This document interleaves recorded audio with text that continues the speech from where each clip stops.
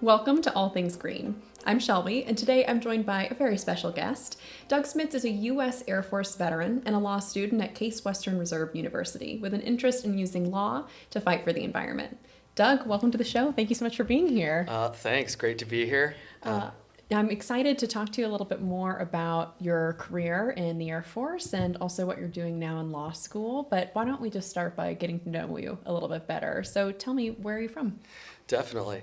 Growing up, my dad was a scientist, so I was born in Wisconsin, and then because he was in research science, moved around a little bit. When we lived in Massachusetts, that's when I decided to join the military. Well, I was living in Massachusetts. That's when 9/11 happened, and so that was kind of the main inspiring point to get me to enlist. And also had some family members in the military, so I figured now's my chance to do it, and then hopefully for a good cause. Yeah, and you just mentioned two different states. Did you move around a little bit growing up? Yes. Okay, gotcha. So, yeah, I moved around a little bit growing up. Moved around quite a bit in the military too, as it's expected. Yes, definitely. I can relate to that. My dad was a U.S. Army veteran, is a U.S. Army veteran, and I moved 9 times before I left for college, so that's very relatable. What are some of the places that you were growing up and then maybe places you were stationed once you joined the Air Force? Yep, so joined the military from Massachusetts, and then once I joined the military, I went to the Explosive Ordnance Disposal School, which is in Eglin, Florida, which is right there on the Panhandle by Destin. Beautiful Cool. area. Yeah. Then from there, went to McGuire Air Force Base in New Jersey, and then from McGuire back to the Panhandle as an instructor at the EOD schoolhouse, and then went to F.E. Warren Air Force Base in Wyoming, then Japan in Misawa, and then back to Wright-Patterson. Cool. And so Wright-Patterson in Dayton, and then that's what brought us to the Ohio region, and so that's what got us here. Awesome. Okay, so you mentioned this terminology, EOD. Will you define that for me? Yeah, definitely. So EOD in the military, all 4 branches have it, and it's known as Explosive Ordnance Disposal. Okay. And it's kind of like the military bomb squad. Oh, okay. Wait, I'm going to need you to paint more of a picture of that for me. Yeah. That's quite a powerful image. Yeah, definitely. It's a job where you have a really diverse mission set, very rewarding. One of the main components of it is to try to keep people safe from explosive hazards on a battlefield. Probably what it's more commonly known as is, especially in the War on Terror, like diffusing IEDs in Iraq and Afghanistan and stuff like that. But actually, another big component of it is the environmental piece. And so what's in a lot of those IEDs and in other sets of those other aspects of those mission sets is getting rid of old ordnance and old remnants of war, which is also known as hazardous waste.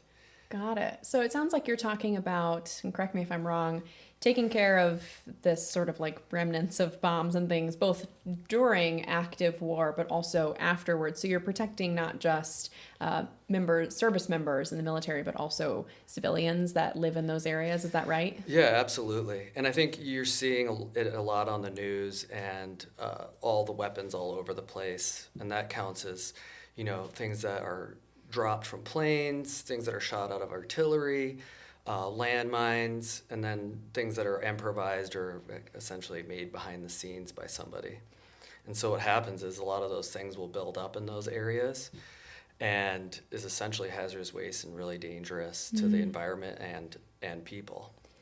And then you also see that in other aspects too, where, in the military, pilots and soldiers and airmen, they have to practice. And so what that also turns into is in the practice ranges or the bombing ranges and stuff like that is you'll see that and it'll accumulate out there on the ranges. And so that hazardous waste essentially accumulates out there. And so one of the jobs for an EOD tech is to go out there and essentially clean it up and kind of reduce the amount of waste that's on like those target sites and stuff like that. This might sound like an obvious question, but what makes it hazardous waste? It's already, especially if they're practicing, it's already been fired out of a gun or whatever has happened to it. And you can tell my ignorance in this field, but what makes it hazardous when it's just a shell or just the remnants of something like that? Well, there's a lot of depends there. Sure, I'm sure. So a lot of times too, they might not go off. So yeah, if the bomb doesn't go off, then you have something that could be really dangerous. If you touch it or move it, it could go off, and that's really dangerous. You also have old pieces of metal out there. You have, if the practice munition does contain live explosives, the live explosives could be toxic and have chemicals in it.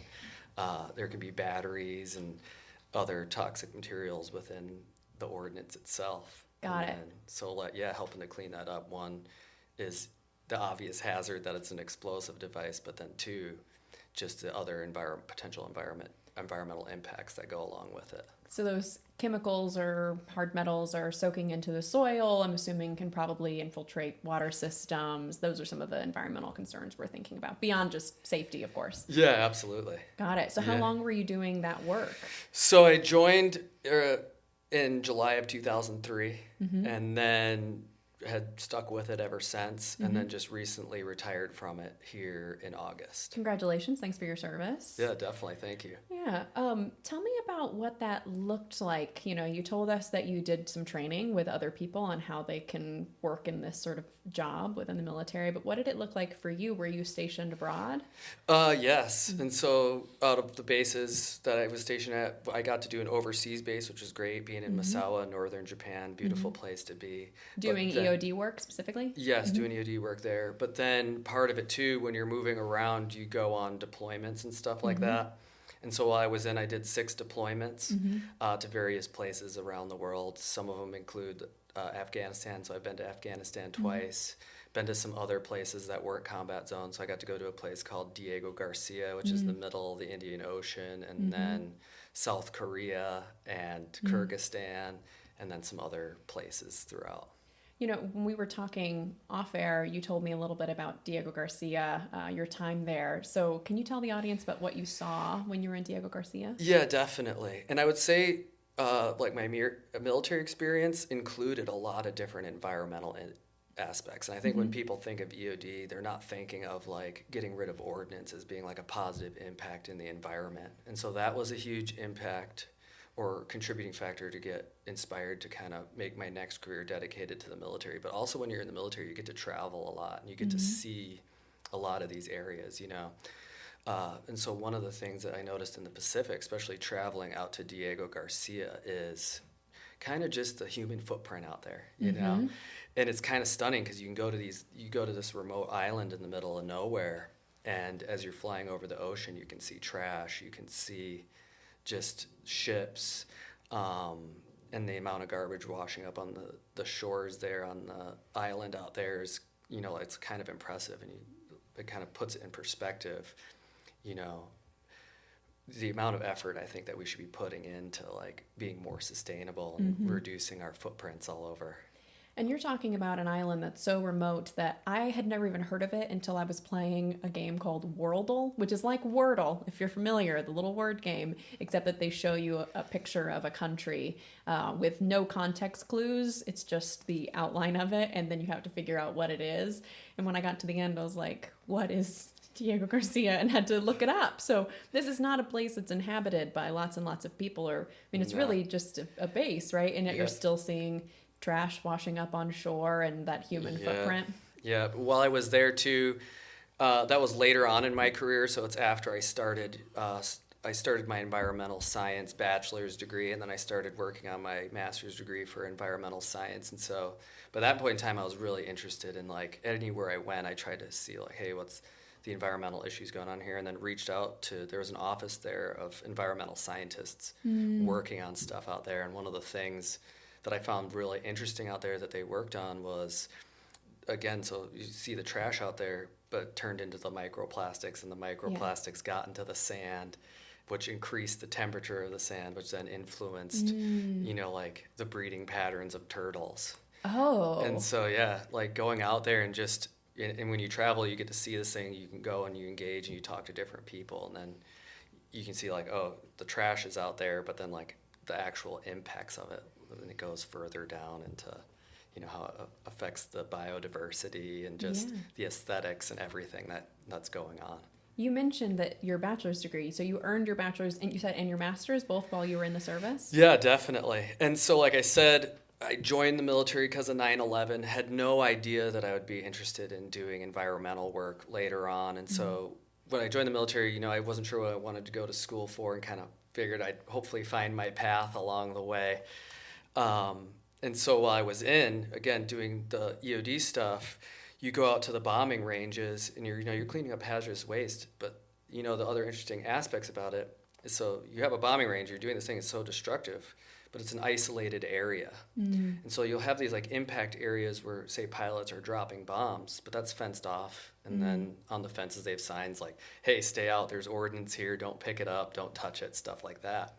And so you have a much outside of, the pilots out there dropping bombs on targets, you have an area that's relatively untouched. And so you'll see stuff out there, and there's projects out there depending on what ranges you go to. They'll have like exotic species out there, a lot of biodiversity, because there's not a lot of human activity out there. And so when I first exposure to that was when I was stationed in McGuire in New Jersey, and they would go out, environmental scientists would go out to the range out there and do like water testings or something else like that. And so they would call our office up and say, hey, we're going out to this range where there could be some relatively dangerous ordnance out there. And so we would go out and help the environmental scientists out there doing water testing or whatever else they're doing. That early on in my career, I didn't really think too much about it, but then I guess it kind of piqued the interest or piqued the curiosity of it. And then about halfway through my career, I realized, like, hey, I need to start going with school and stuff like that. But at that point in time, kind of was like, oh, this environmental science stuff's pretty interesting. Yeah. And then started connecting the dots, like, hey, getting rid of ordnance and cleaning this kind of stuff up, has a pretty positive environmental impact. So I just decided to expand on it with an environmental science degree. And then once that started, I just kept going with it. Yeah. And so finished my undergraduate environmental science. The Air Force pays through tuition assistance to go through a master's, so I used my tuition assistance to finish a master's degree in it. Again, more is environmental policy and management, and then focused on one of the early environmental law acts that was passed, the National Environmental Policy Act. And so that's what forces environmental or federal agencies, so anytime there's a federal action, they need to do environmental impact statements and assessments and stuff like that. And so at that point in time in my career and education, I'm like, okay, so environmental law is pretty interesting. Yeah.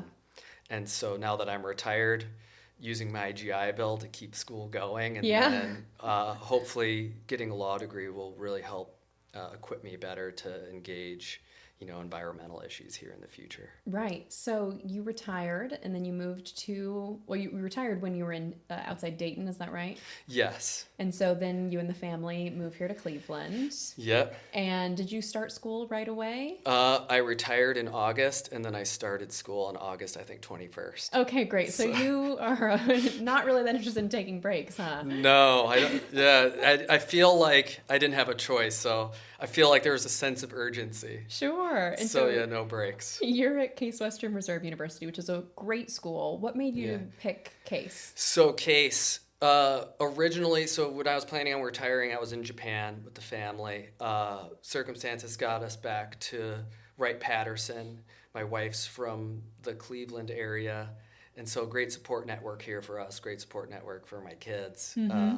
They have had a fast-paced life, too, because they've been following me around. So get them into a place where Avon Lake, great schools. Yeah. They're having a ball. They were around family, and that brought us here. But initially, we were kind of like looking around the area or different schools and looking at strong like environmental law programs. And so this was around like 2020 timeframe, 2021 timeframe. And Case Western recently opened up a Center for Environmental Law, and they got a massive endowment donation from Coleman P. Burke, and so they recently opened up an environmental law center. And so I was really intrigued by that even before we decided to come to Cleveland.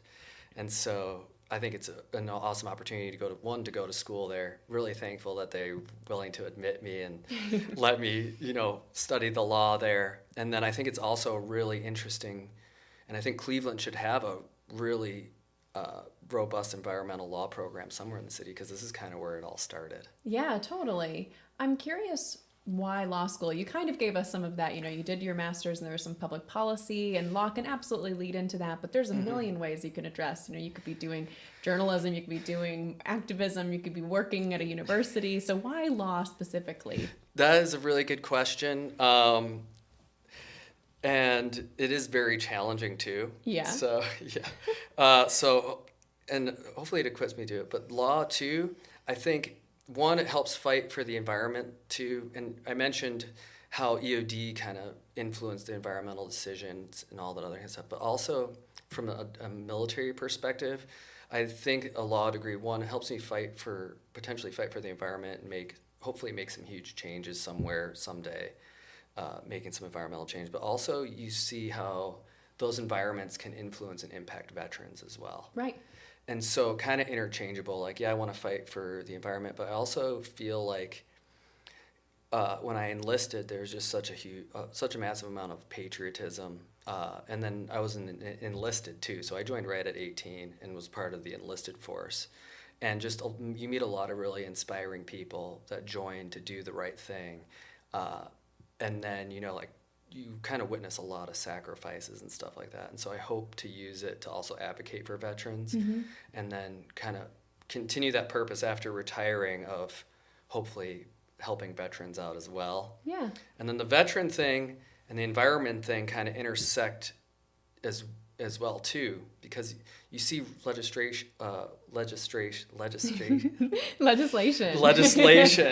about like the PACT Act too. And so when you look at the PACT Act, you have all these service members exposed to toxic burn pits, smoke, Agent Orange, all that other kind of stuff like that. Those are environmental issues directly impacting veterans. Yeah. Can we back up a bit in case anyone doesn't know what the PACT Act is? Can you give us a little more background on that? It's essentially like we've had these wars over the years. We go into places like Vietnam, Iraq, Afghanistan, and stuff like that. And so when you're going about the operations and you're on these bases, trash needs to go somewhere. And then on top of that, you're going in there and disrupting infrastructure. Right. You don't necessarily have the landfills and then what we're used to in America. And so that has to go somewhere. And so back in the War on Terror especially, you burn the garbage. And so all that stuff gets into the air and then you breathe it in and it causes a lot of negative impacts to people with cancer and stuff like that. And so luckily that was passed and hopefully it does right by a lot of veterans and making sure they're getting the care that they want. But just seeing stuff like that contributes to the inspiration to try to do the environmental and the law thing represent it too. And I think another thing probably pops up on people's social media is the Camp Lejeune Water Act. Yeah. Or Camp Lejeune lawsuit where there's the water issue there. You see the water issues in Pearl Harbor in the news where the fuel leaked into the water. Right. Just tragic stuff. You see stuff on the news about base housing and privatized housing. And just from my experience, especially from the enlisted side of it, you see these people join with the best intentions, and I want to make sure that I continue that and hopefully can use this degree and effort to help that and then make sure that the next generation's joining, that we put a strong concentration that they're living in places that are environmentally friendly and good for essentially just families and stuff. When you talked about base housing, can you tell us a little bit about that? You don't have to make any specific call-outs if you don't want to, but what does it mean for families, for veterans and their families? What does bad base housing look like from an environmental perspective?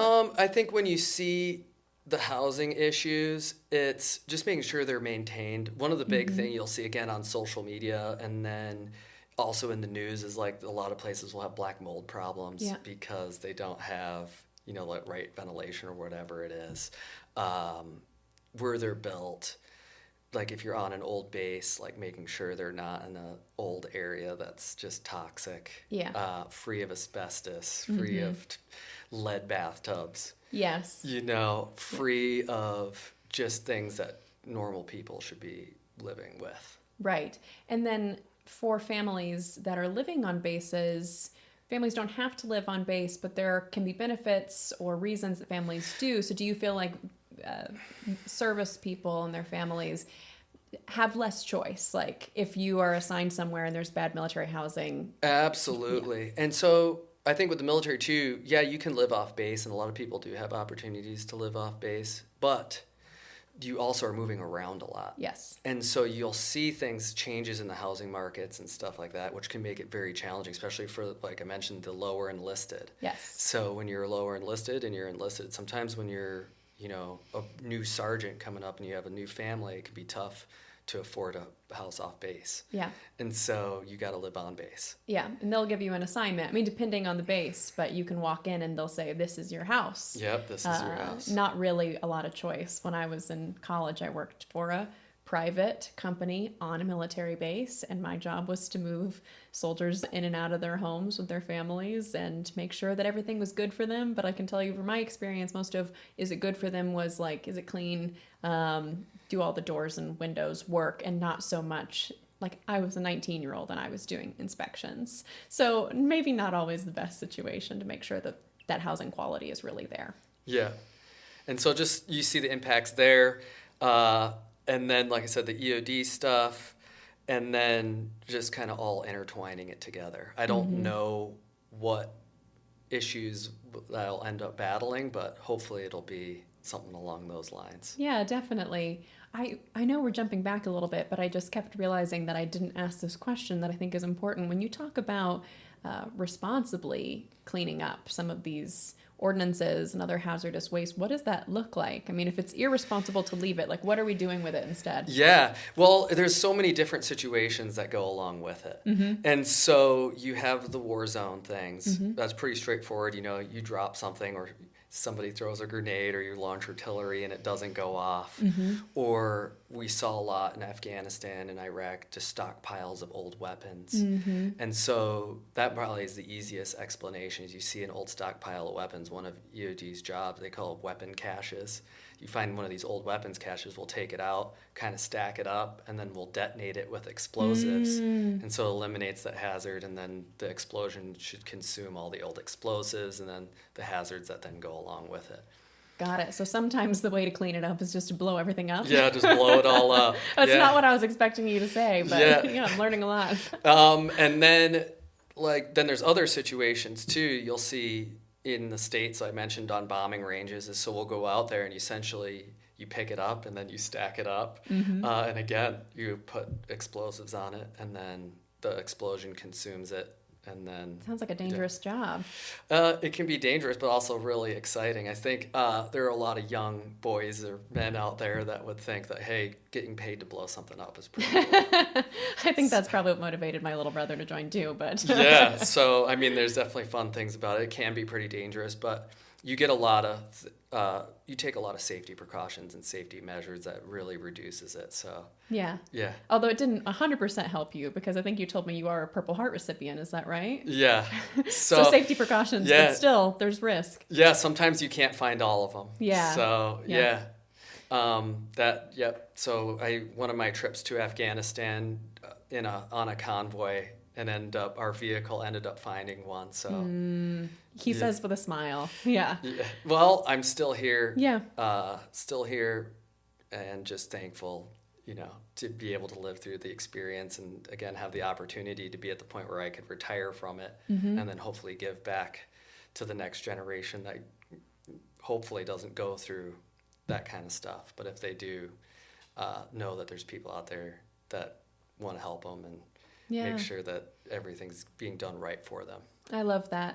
So I'm excited for you to continue with your law school career and then become a cool lawyer doing a lot of work on the environment and also for veterans. But if someone watching thinks that they want to go down that same kind of path, what advice would you give them as far as like picking the right school for them or getting into law school if that's the way that they want to do their advocacy?